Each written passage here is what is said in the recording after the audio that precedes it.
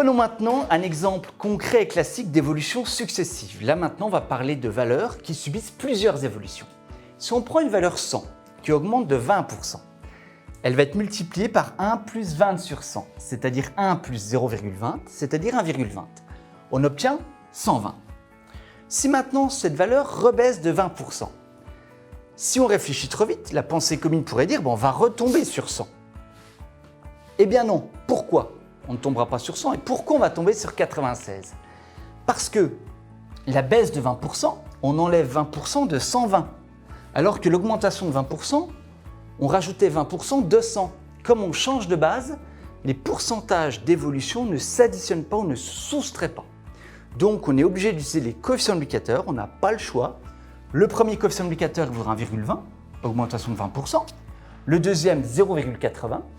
Et quand on étudie une évolution globale, le coefficient multiplicateur global, général, il va correspondre à la multiplication des coefficients multiplicateurs de chaque étape. Donc ici, 1,20 fois 0,80, on sera à 0,96. 100 fois 0,96, on va tomber sur 96. Donc lors d'évolutions successives, très important, le coefficient multiplicateur pour passer de la valeur de départ à la valeur d'arrivée est égal à la multiplication ou au produit de tous les coefficients multiplicateurs.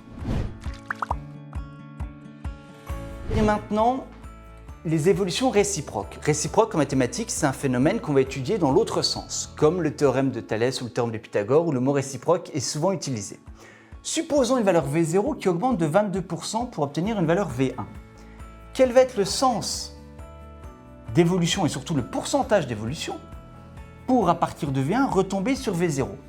Ça ne sera pas une baisse de 22% puisqu'on l'a dit, ça ne marche pas, malheureusement. Les pourcentages d'évolution ne se soustraient pas, ne s'ajoutent pas. Une fois de plus, c'est les coefficients multiplicateurs qui vont nous sauver et qui seront au cœur de notre méthode. Le coefficient multiplicateur pour passer de V0 à V1 sera égal à 1 plus 22 sur 100, c'est-à-dire 1,22. Pour obtenir V0, je vais partir de V1 que je dois diviser par 1,22. Pourquoi? Parce qu'ici, j'ai multiplié par 1,22. Donc là, je vais diviser par 1,22.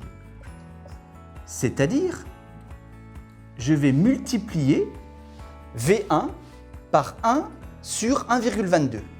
Donc le coefficient multiplicateur pour passer de V1 à V0, ce qu'on pourrait appeler le coefficient multiplicateur de l'évolution réciproque, sera égal à 1 divisé par 1,22. C'est environ égal à 0,82. Ça correspondra donc à une baisse de 18%. D'où la formule qui n'est pas du tout officielle ni obligatoire à retenir pour passer de V1 à V0.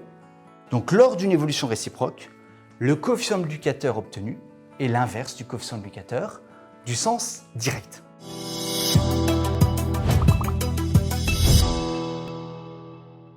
Pour d'autres conseils sur tous les thèmes liés à la scolarité, abonnez-vous à notre chaîne YouTube.